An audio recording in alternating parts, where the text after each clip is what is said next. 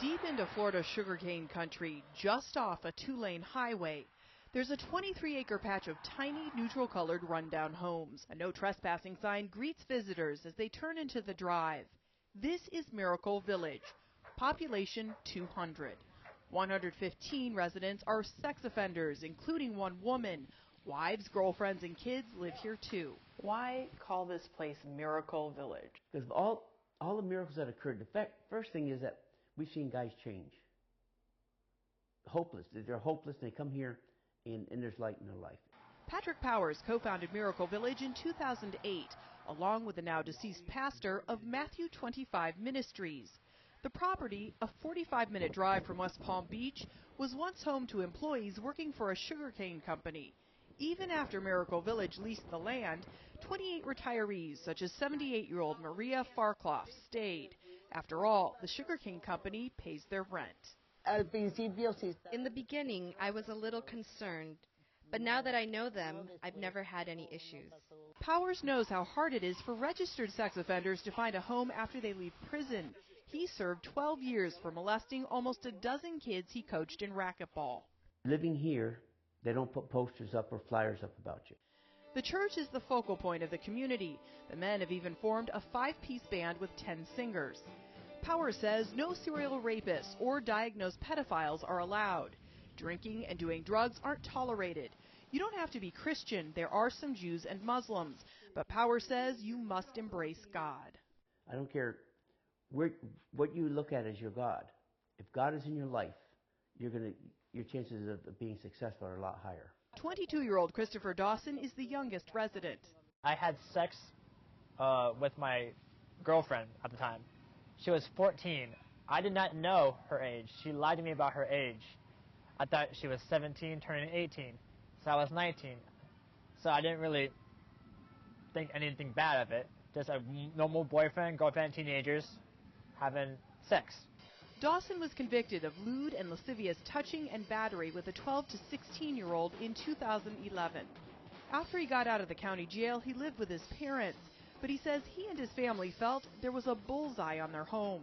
Every 100 feet from my house in every direction, you get a postcard where it has my picture on it, a description of me to every detail, and the crime I did. The fear of don't know what could happen to us. Dawson moved here in February. He admits, despite the isolation and the fact that he's been unmoored from the support of his family, he's found a home in Miracle Village. My neighbor is a sex offender. My best friend's a sex offender now. I feel more safe than I could ever be anywhere else, right here. It gives other people who have a label as sex offender a chance to give back in a normal environment. His neighbor Chad Stoffel says even after sex offenders do the time, they still pay for their crime. I think the biggest challenge is just that scarlet letter that's tattooed to your forehead. The 37-year-old former music teacher is on probation for inappropriately touching one of his male students. You know, you go out in the outside world and you're saying that you sometimes feel stigmatized. How do you feel here? While I'm here, I have peace, I have hope, I have a sense of worth, I feel loved. So it's all those, a collection of all those things that make this place great, but it would also be great if we didn't need a place like this. Sort of like the community of ostracized peoples, right? Tamara Lave has researched sex offender behavior and laws extensively. The law professor says residency restrictions have already made it difficult for registered sex offenders to start over once they leave prison. They are wrong-headed and cruel. They result in ostracizing people, making them feel isolated, making it difficult to find work, to be with their families, and all those things. Homelessness, all the problems that result make it more likely that people are going to lapse into being criminal. Strict residency laws force sex offenders to form an encampment here underneath the Julia Tuttle Causeway several years ago.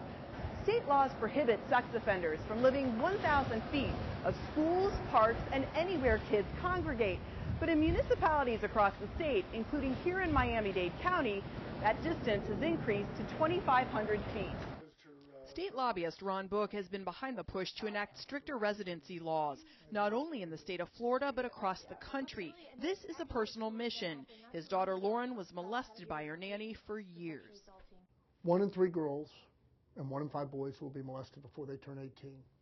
1 in 5 children who put their fingers on a keyboard of a computer will be solicited for some improper sexual activity before they turn 18. 90% of the individuals that suffer from a developmental delay will be offended against in their lifetimes.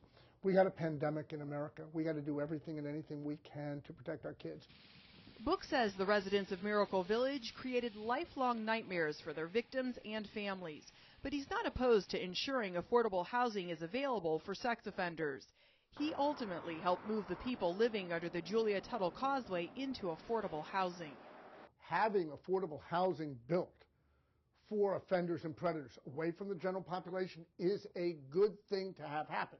But see, what they want you to believe is that the residency restrictions are what created their problem. That's not what created their problem. Their criminality, their sexually deviant behaviors created the problem. Doesn't believe he's guilty, yet he was drunk and he said that this, that's... But the problem of housing persists. Village officials say they receive 100 applications a month. They accept 1 in 25 offenders, many of them straight out of prison. We listened in as officials interviewed Pablo. He was days away from being released. He couldn't live with a friend due to the residency laws. Officials ended up rejecting Pablo. First of all, we want him to say, I committed a crime. If you can't admit to something, if you did something you don't admit to it, we can't help you. You can't help yourself? The sex offenders we spoke to say they don't want to live in Miracle Village for the rest of their lives. What they want is to live freely. Why would you not want us to become normal? Why wouldn't you want us to become back in society? We're taking a whole section of society that's getting bigger every day. And we're saying, we're throwing you away. Miracle Village officials say one day they hope this place doesn't exist. But for now, they have plans to expand across the state. They say other states and even other countries have reached out to them. They view their village as a model for how to create a community for society's ultimate outcasts. Natasha Ganaim, Al-Jazeera, Miracle Village, Florida.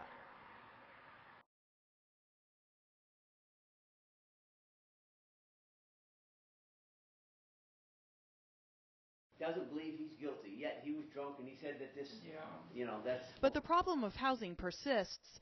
Village officials say they receive 100 applications a month.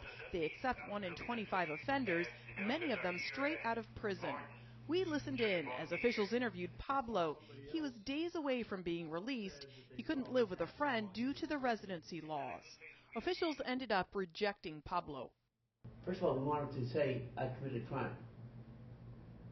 If you can't admit to something, if you did something you don't admit to it, we can't help you. You can't help yourself?